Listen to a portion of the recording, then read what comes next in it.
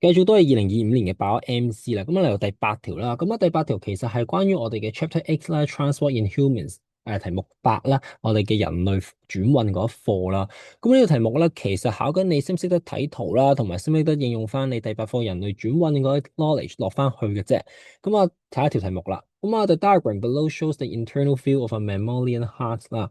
即係話聽呢個咧，其實我哋一個哺乳類嘅心臟啦，咁啊個 internal 即係個內在嘅一個 feel 啦。咁啊問你啦喎，which of the following valve would be closed to prevent the backflow of blood from the aorta and the pulmonary artery 啦？咁啊即係簡單嚟講，問你究竟我哋嘅 aorta 同埋我哋嘅 pulmonary artery 入面個 valve 個心瓣究竟係啲乜嘢咧？係邊個心瓣咧？咁啊啲題目咧，第一步應該要點啊？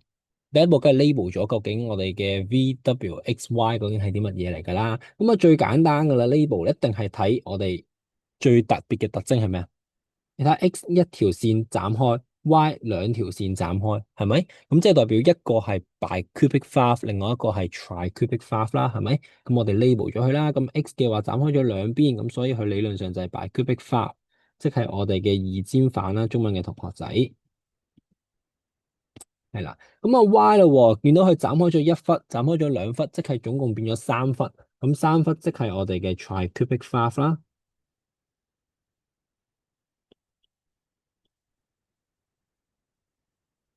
好，咁啊中間咯，剩低呢個 V 同 W 係啲乜嘢啊？咁有溫書嘅同學仔都一定知道啦。其實佢哋咪就係我哋嘅 semilunar valve 咯，即係我哋嘅半月瓣咯。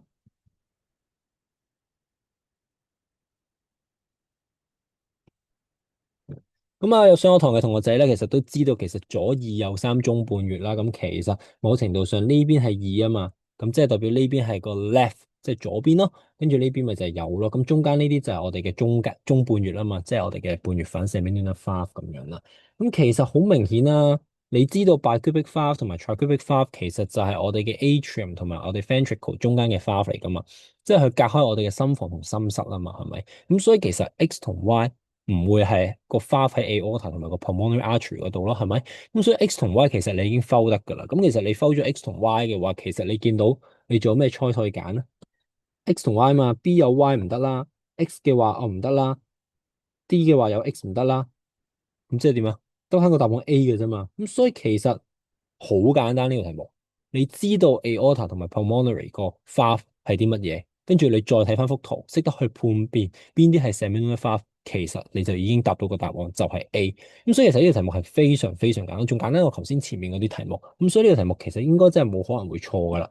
咁一齊望一望當年嘅答題比率啦。咁啊，當年第八條啦，揀啱 A 嘅同學仔得51%，咁所以其實係好奇怪嘅，即係你見我講完，其實你覺得係咪好難咯？有啲咩 knowledge 喺入面咧？其實純粹睇下你識唔識得判斷左二右三中半月，識唔識得知道邊啲係 bicubic valve，邊啲係 tricubic valve，邊啲係 semilunar valve，你分得到之後，跟住你再諗深一層，你平時學左二右三中半月，左二右三好明顯就係隔住 atrium 同埋 ventricle 噶啦，係咪？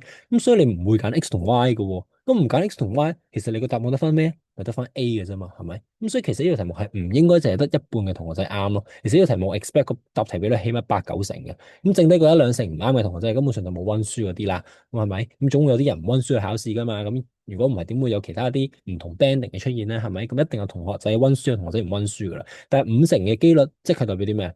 即係代表有啲有溫書嘅同學，但係都可能俾條題目 trick 到，或者佢踩咗落去 trap 度，所以而答唔啱。但其實老實講，我覺得呢條題目都問得好直接啦，其實都唔係好多 trap 嘅啫嘛，係咪？